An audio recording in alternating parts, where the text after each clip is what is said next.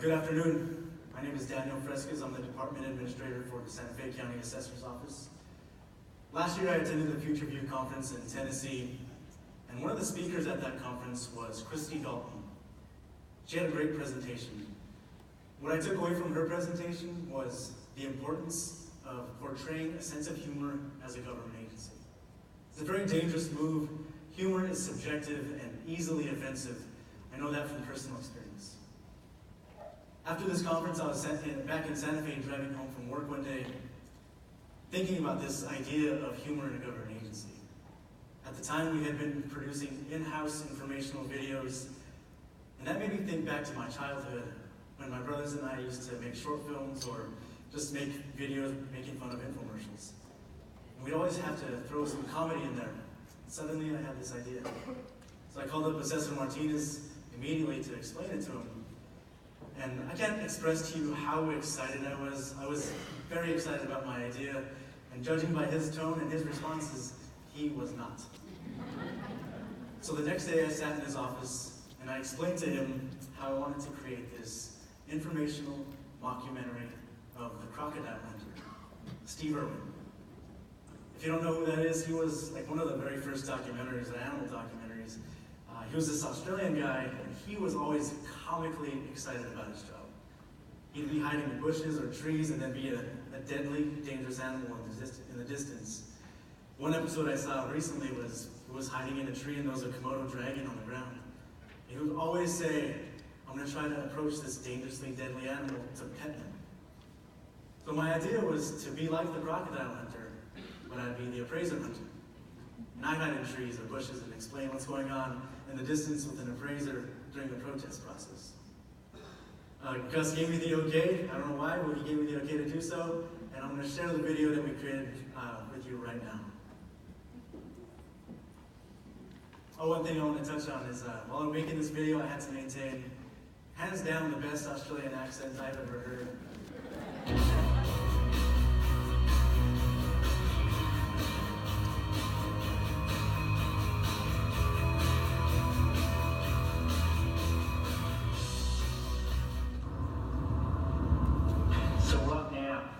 Perfect time of the year to catch an appraiser.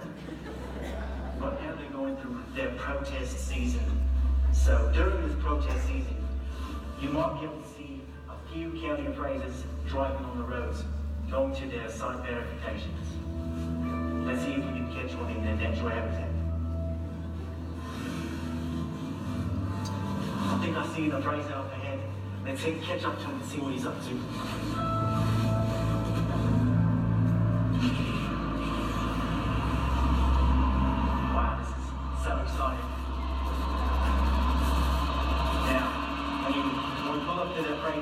It's important not to make eye contact. Appraisers can be very over-friendly. So I'm going to slow down a bit. It's getting a little bit intense here. Appraisers' vehicles are equipped with GPS devices. They have no choice but to go the speed limit. We seem to have made some sort of U-turn and we're heading back. I don't know if the appraiser got lost or what's going on right now. We're going to stay behind him. Now we are witnessing quite a sight. He's making his way to the property owner. He's about to approach it. He has no idea what to expect here. So right now, what's going on is the appraiser is talking to the property owner about amenities, bedroom counts, bathroom counts, and other things like that. This could go either way. It's a little intense. You might want to back up. So majestic. It's hard to see with an untrained eye, but that slight smirk on his face is a sign that he is in a very cold state. He's probably accepted his house to be his subject property. And that device in his hand right now is known in the appraisal world as a clipboard. Such precision. Watch yourself around here. There's tons of rattlesnakes in these hills. The last thing you want to do is stop the appraiser. Holy smokes! Whoa, that was a close one. New Mexico rattlers can be fatal. So after the property owner and appraiser meet, the appraiser gathers all that information. He goes back to the barracks and looks up other properties to come up with a value. Let's go take a look. Alright, so we've arrived where the appraiser comes back to enter that information. I'm going to head around this building here to see if I can maybe peek into the window and see if we can find that. Let's go.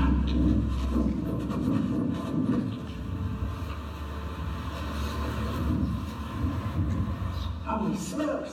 There's like 9 or 10 of them in there. Now we have to make it seem like we're one of them. So I'm going to say some appraiser-related things. Measurements.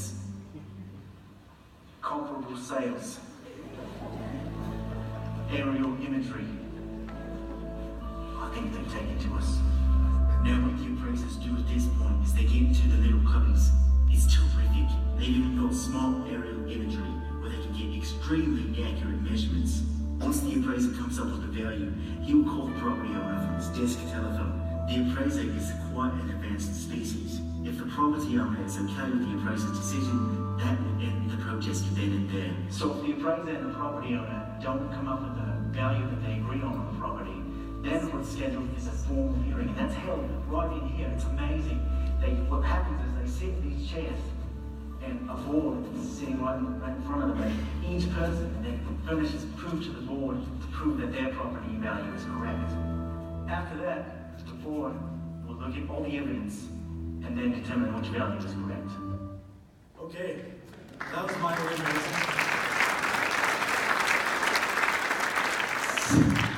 This video got a great response.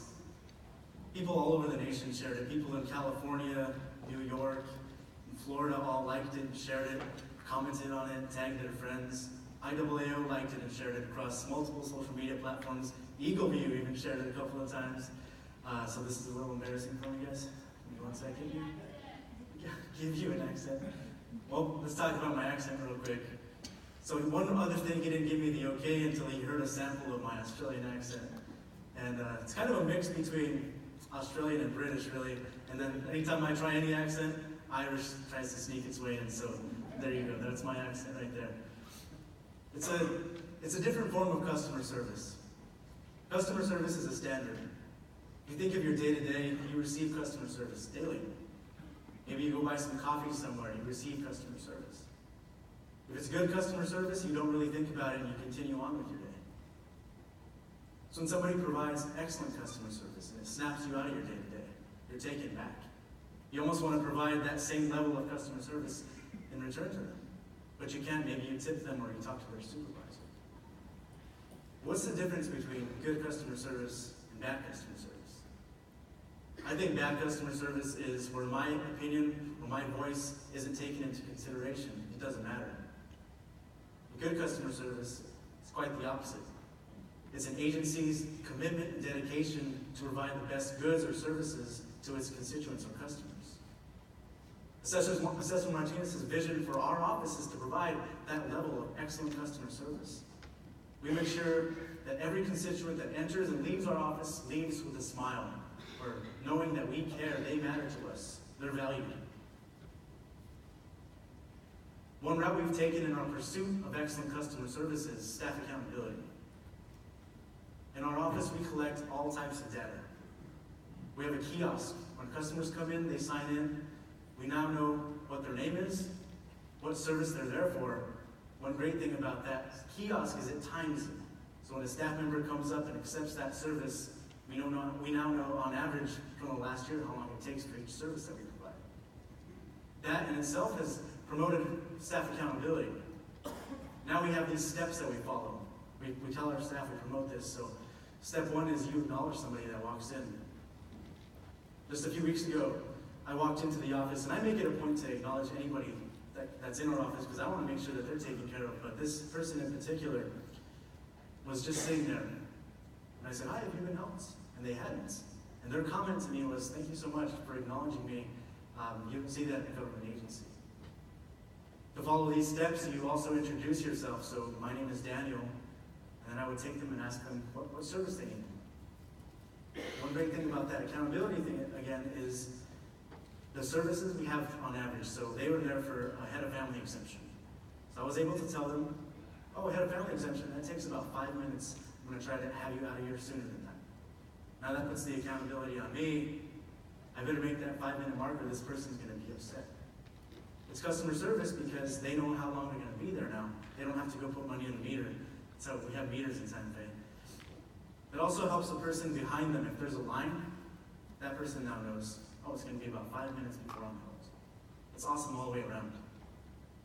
Every constituent that enters our office is given the opportunity to leave feedback on an online survey about the staff member that they worked with.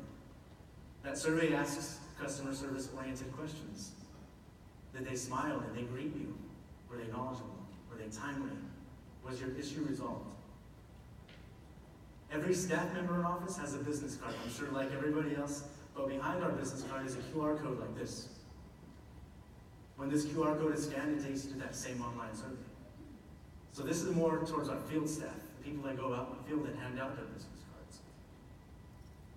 What's gonna encourage somebody to want to scan this? 2 things: excellent customer service and terrible customer service. If you provide me excellent customer service and you give me this option, I might not take time out of my day to scan this. But if you give me terrible customer service and I have this option, I'm going to leave negative feedback about you and you're going to hear about it before you even get back to your office. But we want that in our staff's mind. Be accountable. Provide excellent customer service. And how easy it is, it's so easy to scan this. If you have an iPhone, I don't know if it works on Android, but if you just hold your phone up to this, your iPhone is going to show where it's going to take you. And it's going to take you to this survey. Whoops. How do you go back? There we go. This survey is driven more towards the protest process. Is this the first year you protested? Compared to last year, how is this year's? Then it has the customer service-oriented questions. They smile and they greet you. Some other ways that we collect feedback is through social media. Social media is huge. Our biggest response is through Facebook. And it's public. Anybody can go to our Facebook. You don't even have to have a Facebook to see our reviews. Log in, look for SFC Assessor, click on reviews, and you'll see this is an old number here. This is back in January when I created the presentation. Right now we have over close to 200 reviews and an average of 4.9 star also. And that's a great feeling. I get a little hurt when I see the 4-star review. I'm like, what did we do to this guy? We have received a couple of 1-star and 2 stars, and we do our best to contact those people and work with them. And we try to convince them to change their star rating or remove it, but we've been successful a couple of times.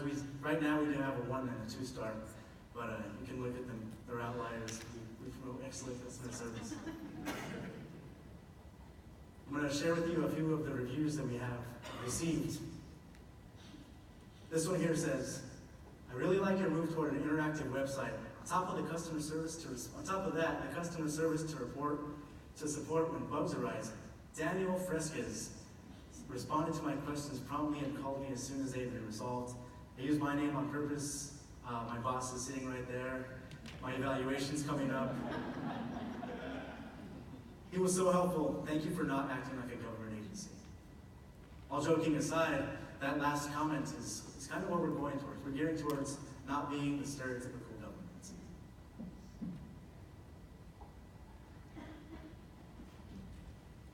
This next one is it's a large comment. I'm going to summarize it. They're thanking us for having a chat feature.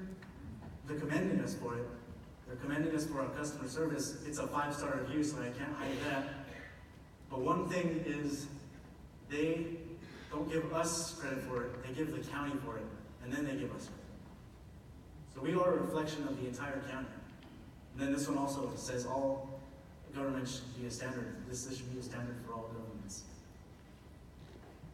And this next one is a simple comment. Santa Fe County Assessor is light years ahead of cities, 10 times its size. Parcel map search is awesome, and chat works great. Thank you. These simple comments,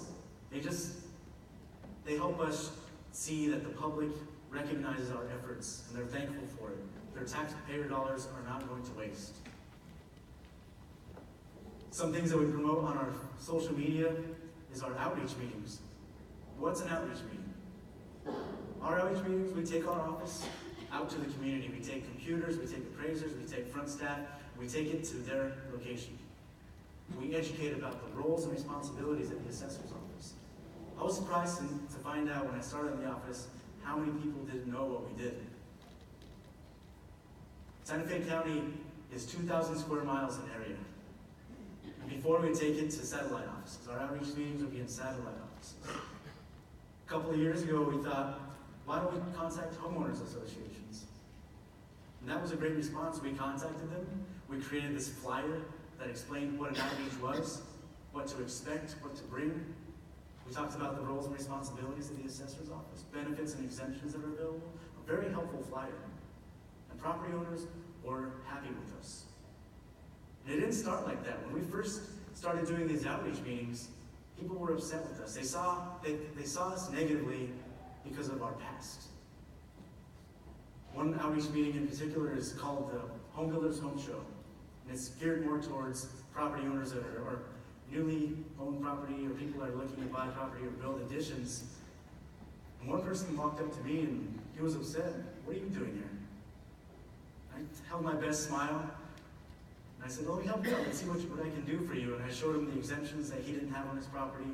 He was still confused of why we were there.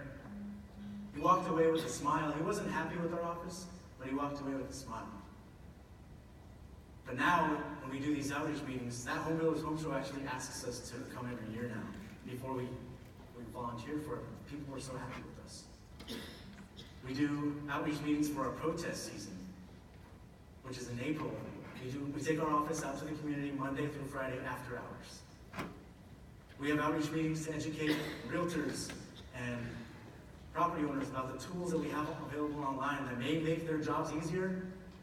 And what better way to educate new property owners than to educate the people that they come into contact with first when buying a home? Some ways that we promote these outreach meetings is through newspaper ads. One of our biggest advertisements is in one of New Mexico's biggest newspapers, Santa Fe, New Mexico. This advertisement goes out on the 1st of April when we send out our notice, and it wraps around the entire newspaper. We take advantage of every square inch on that paper. We talk about the roles and responsibilities. I'm only going to say that about 3 more times, I promise. We talk about benefits and exemptions that are available. We have a calendar that shows the outreach locations, dates, and times. We have interesting stories. We also work with other newspapers around the county. There's about 5 local newspapers we work with. My favorite thing is we feature our staff. We put a face on the office that isn't only Assessor Martinez, but we're people. It makes it personal. What's great about this is friends and family recognize us. They maybe didn't hear about the exemptions that are available. They didn't know what we did. We can educate them and help friends and family out that way. One other thing I like on this is a notice of value breakdown. Before we would send out the notice, there's some terms in there you're not going to know. There's a lot of numbers on there. Good luck reading it. If you want to protest it, let us know. But now here's a breakdown. This is your parcel number. Here's your head of family exemption. If you don't have the exemption, the application is right here. We promote interesting facts. Fact of the week. Santa Fe County Assessor's Office mails out 86,000 notices of value. We get 6,000 of those returned due to bad addresses. We hope those big numbers open eyes and people will realize, well, maybe that's why I'm not getting my notice. Even if we help 10 people, it's worth it. This other fact, if you miss the protest deadline, you have a second chance to do so in district court. This year we actually put a crossword just with definitions of the treasurer's and the assessor's offices, maybe to clear some minds, maybe we'll get less questions about taxes because we don't deal with taxes. We promote interesting stories like this one, Window into Our Past.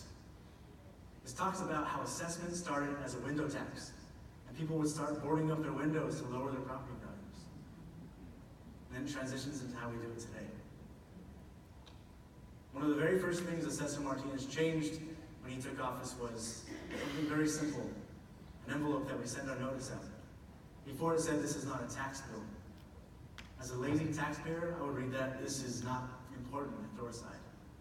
Now it says, you may qualify for it. Well, what do I qualify for? Maybe I qualify for a head of family, veterans exemption, agricultural valuation. I'm going to open this thing and see what else I can find out. When they open it, there's a flyer in there that explains the roles and responsibilities of the assessor's office, what the 3% cap is in New Mexico, how to protest. A lot of information on that flyer. And your notice of value is also in this envelope. Other ways that we promote this information, these are old technologies, but radio ad. We do radio advertisements, do live broadcasts. Last year we did a live broadcast with a veteran. He had no idea what the veteran's exemption was, and he owned his property for a number of years, so he missed out on thousands. He was happy to hear about it, but unfortunately he missed out on thousands. We do live broadcasts at our outreach locations if we can. We do the same thing with our social media, we do live video. We have ads that explain what benefits there are, what exemptions there are, what the qualifications are. Now I want to talk about information technology. The first thing that comes to mind with information technology and customer service is how do they relate? They relate because they're making life easier. This person doesn't have to drive all the way downtown, doesn't have to find parking, waste time.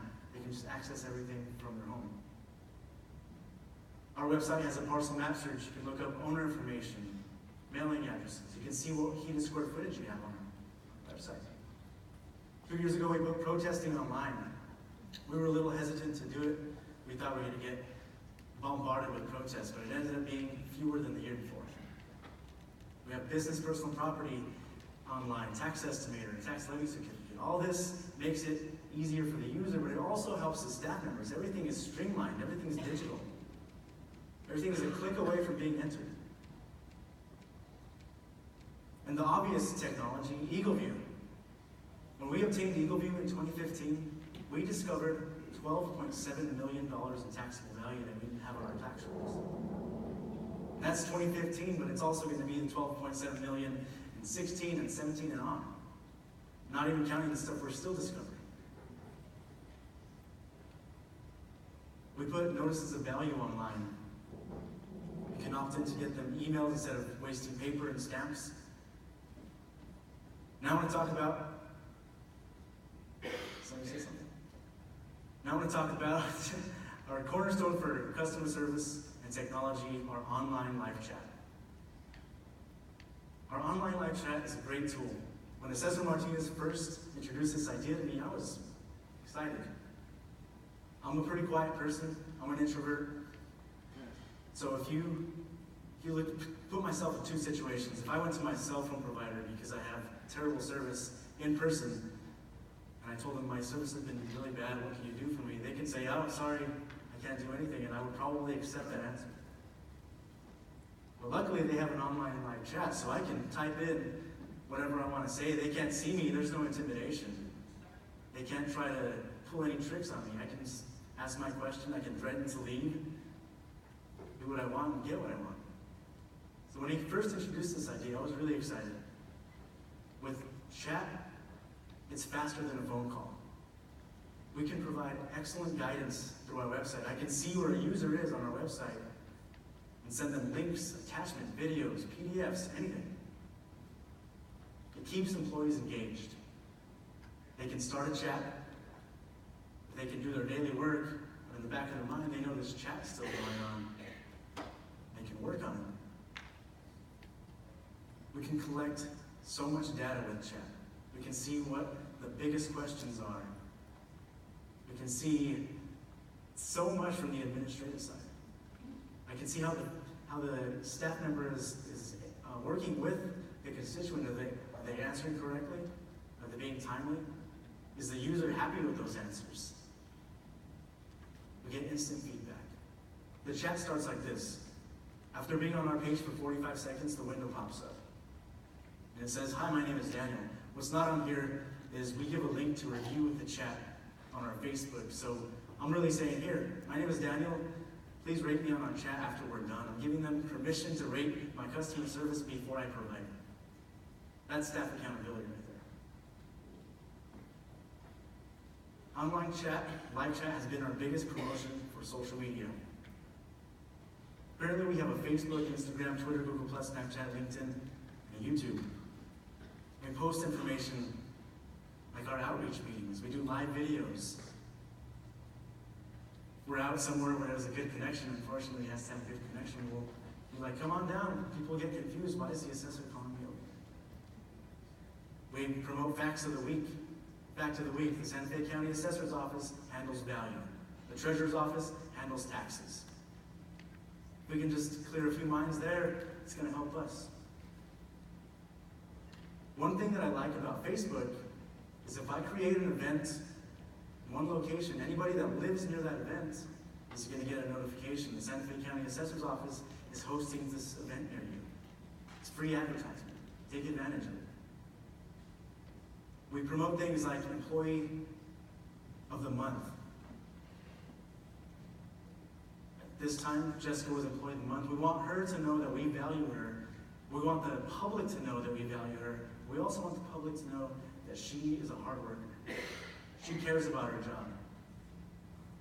We also promote things like staff competency. So anytime a staff member reaches a milestone in their career, we promote that. It's the same thing that reaches so much. We tag the people if they let us, and it reaches thousands of people across the county. It's very beneficial to show that we actually care. Sometimes we do Employee of the Month videos. And that just brings it to a new level. This person's not just your stereotypical government employee. It's not just Employee of the Month with some words on the side. You can see this person cares about their job. You can see their personality. It makes a huge difference. Some other videos that we post are informational videos, how-to videos, live videos I talked about. The video in the top left talks about the roles and responsibilities of the assessor's office. That's the last time. Top right talks about the 3% cap in New Mexico. Bottom left talks about the head of family and veterans exemptions. We all know the critically acclaimed, nominated for 2 Academy Awards, including Best Actor, The Snake, The Appraiser. We use all of this technology, old and new, newspapers, radio, and internet, to promote information, to be transparent. I want you to think about a few things. How does a person feel valued? What is customer service? How do you provide customer service? In our experience, we've learned that providing excellent customer service has given us credibility and trust within the community, but not only the community, other elected offices. With that credibility and that trust, we're able to get funding for things that we need to do our business, to streamline our businesses. Just last week when we had that flood, or just a few weeks ago, we got funding for that flood, for Eagleview to do the flyover. We called Eagleview on Friday. By Monday, we were signing contracts, and we had the imagery by like Wednesday, which was amazing from Eagleview. Thank you so much for that. Actually, if you guys could give Eagleview a big round of applause for their customer service.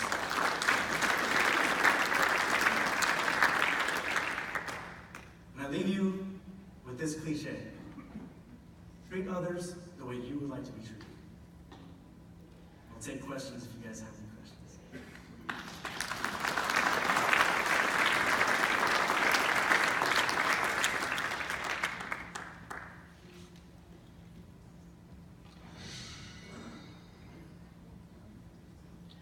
Good afternoon. My name is Rudy Garcia. I've worked for Santa Fe County for the last 28 years of my life. At the end of the year, I'll be retiring from Santa Fe County. And I'm not saying this because Gus Martinez is up here. I don't work for Gus. I actually do legislative affairs for Santa Fe County, and I work for the county manager's office. Gus has, as Daniel mentioned earlier, the assessor's office has gone through a new level since I've been there in the county 28 years, long time. And Gus is actually the only county assessor since I've worked there that actually goes to work from 8 to 5, and he actually sits there and works the counter.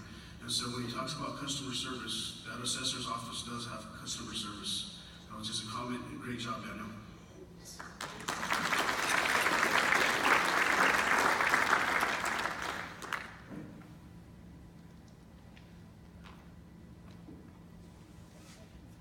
Hey Daniel, for the folks that are here in the room, I'm sure they're seeing your presentation and maybe thinking, how can they start putting stuff like this in place into their office? Is there a way that they maybe can reach out to you and you can provide this type of information on how to get started? I saw a lot of folks taking pictures and notes, but I think that's typically the hardest thing to do, is just to get started on doing something like this. So I'm not sure if there's a way that we can communicate to some of the folks that maybe would be interested in on how they can improve their customer service, because that is one of the biggest things that I've seen out of Santa Fe County's office and also Bernalillo County, who's also in the front. They do a very, very good job of communicating with the constituents of their county, and I think you said it very early in the presentation of changing the way that they view government and then how you guys provide your services to them. So I'm not sure if that's something, but hopefully you can make yourself available after to just find a way on how to just get started on one of these things. Absolutely. I'll be doing autographs in the corner for the appraisal. If you want to contact Santa Fe County, nm.gov, you can search for the assessor, you can search for me. All my contact information is on there. Or you can message us on any social media. Look for SFC Assessor, and you'll find us and send us a message, and we work directly with the messenger services there. All right? Okay. Thank you.